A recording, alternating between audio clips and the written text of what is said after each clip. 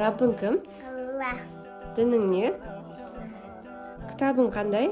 Kur'an kitabı. Qublan qay jer? Kaba Mekke kalası. Musulmansың ba?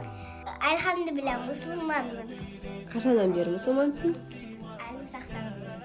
Musulmandығыңды қалай дәлелдейсің? La ilahe illallah Muhammed Resulullah.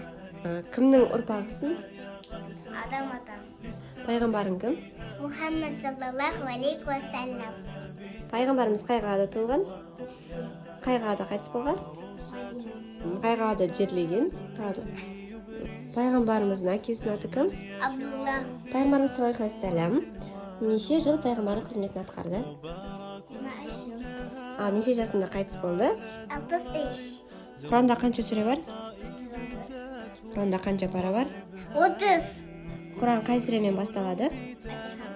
Құран қай сүремен аяқталады?